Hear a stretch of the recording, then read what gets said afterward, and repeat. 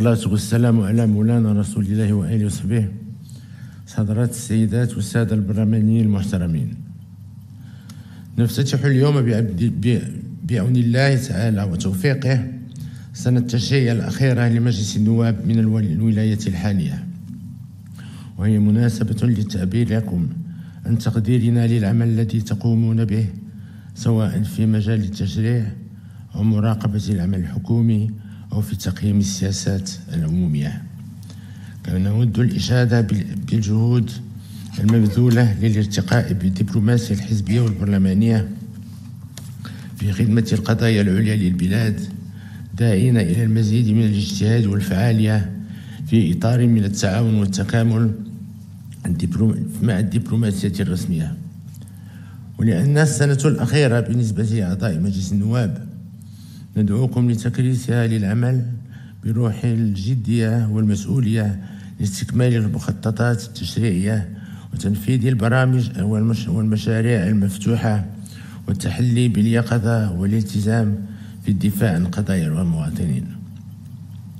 كما لا ينبغي أن يكون هناك تناقض أو تنافس بين المشاريع الوطنية الكبرى والبرامج الاجتماعية ما دام الهدف هو تنمية البلاد وتحسين ظروف عيش المواطنين أينما كانوا. وفي نفس السياق ينبغي إعطاء عناية خاصة لتأطير المواطنين والتعريف بالمبادرات التي تتخذها السلطات العمومية ومختلف القوانين والقرارات، لا سيما تلك التي تهم حقوق وحريات المواطنين بصفة مباشرة. وهذه المسألة ليست مسؤولية الحكومة وحدها، وإنما هي مسؤولية الجميع، وفي مقدمتهم أنتم معشر البرلمانيين لأنكم تمثلون المواطنين. وهي أيضا مسؤولية الأحزاب السياسية والمنتخبين بمختلف المجالس المنتخبة وعلى جميع المستويات الترابية، إضافة إلى وسائل الإعلام وفعالية المجتمع المدني وكل القوى الحية للأمة. حضرات السيدات والسادة البرلمانيين، لقد دعونا في خطاب العرش الأخير إلى تسريع مسيرة المغرب الصاعد وإطلاق جيل جديد من برامج التنمية الترابية، وهي كما تعلمون من القضايا الكبرى التي تتجاوز الزمن الحكومي والبرلماني. وبلادنا والحمد لله تفتح الباب من خلال الديناميات التي أطلقناها أمام تحقيق عدالة اجتماعية ومجالية أكبر. كما نأمل على استفادة الجميع من ثمار النمو ومن تكافؤ الفرص بين أبناء المغرب الموحد في مختلف الحقوق السياسية والاقتصادية والاجتماعية وغيرها. لذلك نعتبر أن مستوى التنمية المحلية والمرآة التي تعكس بصدق مدى تقدم المغرب الصاعد والمتضامن الذي نعمل جميعا على ترسيخ مكانته. فالعدالة الاجتماعية ومحاربة الفوارق المجالية ليست مجرد شعار فارغ أو أولوية مرحلية قد تتراجع أهميتها حسب الظروف، إنما نعتبرها توجها استراتيجي يجب على جميع الفاعلين الالتزام به، ورهانا مصيري ينبغي أن يحكم مختلف السياسات التنموية.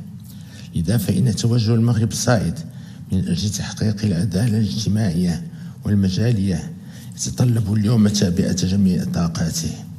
التحول الكبير الذي نسعى إلى تحقيقه على مستوى التنمية الترابية يتطلب تغييرا ملموسا في التعليقات في العقليات وفي طريقة العمل، وترسيخا حقيقيا لثقافة النتائج، وذلك بناء على معطيات ميدانية دقيقة وباستعمال التكنولوجيا الرقمية. لذلك ننتظر وتيرة أسرع وأثرا أقوى للجيل الجديد من برامج التنمية الترابية التي وجهناها للحكومة لإعدادها، وذلك في إطار علاقات رابح بين المجالات الحضرية والقروية. ويتعلق الأمر على الخصوص بالقضايا الرئيسية ذات الأسبقية التي حددناها وعلى رأسها تشجيع المبادرات المحلية والأنشطة الاقتصادية وتوفير فرص الشغل للشباب والنهوض بقطاعات التعليم والصحة وبتأهيل الترابي. وفي هذا الصدد ندعو الجميع كل من موقعه إلى محاربة كل الممارسات التي تضيع الوقت والجهد والإمكانات، لأنه من غير مقبول التهاون في نجاعة ومردودة الاستثمار العمومي. وإضافة إلى توجيهاتنا في خطاب العرش بخصوص التنمية الترابية، ندعو للتركيز أيضا على القضايا التالية: أولا، إعطاء عناية خاصة للمناطق الأكثر هشاشة بما يراعي خصوصيتها وطبيعة حاجيتها، وخاصة مناطق الجبال والواحات. فلا يمكن تحقيق التنمية الترابية المنسجمة بدون تكامل وتضامن فعلي بين المناطق والجهات. وقد أصبح من الضروري إعادة النظر في تنمية المناطق الجبلية التي تغطي 30% من التراب الوطني، وتمكينها من سياسة عمومية مندمجة تراعي خصوصيتها ومؤهلاتها الكثيرة. ثانيا، التفعيل الأمثل والجاد لآليات التنمية المستدامة للسواحل الوطنية، بما في ذلك القانون المتعلق بالساحل والمخطط الوطني للساحل، وذلك بما يساهم في تحقيق التوازن الضروري بين التنمية المتسارعة لهذه الفضاءات ومتطلبات حمايتها وتثمين مؤهلاتها كبيرة ضمن اقتصاد بحري وطني يخلق الثروة وفرص الشغل. ثالثا، توسيع نطاق المراكز القروية باعتبارها آلية ملائمة لتدبير التوسع الحضري والتخفيف من آثاره السلبية. ومن شأن هذه المراكز الناشئة كذلك أن تشكل حلقة فعالة في تقريب الخدمات الإدارية والاجتماعية والاقتصادية من المواطنين بالعالم القروي. حضرات السيدات والسادة البرلمانيين، إن السنة التي نحن مقبلون عليها حافلة بالمشاريع والتحديات، وإننا ننتظر منكم جميعا حكومة وبرلمانا أغلبية ومعارضة تبعت كل الطاقات والإمكانات وتغليب المصالح العليا للوطن والمواطنين. فكونوا رعاكم الله في مستوى الثقة الموضوعة فيكم، وفي مستوى الأمانة الملقاة على عاتقكم، وما تتطلبه خدمة الوطن من نزاهة والتزام ونكران ذات. قال تعالى: فمن يعمل مثقال ذرة خيرا يراه ومن يعمل مثقال ذرة شرا يره.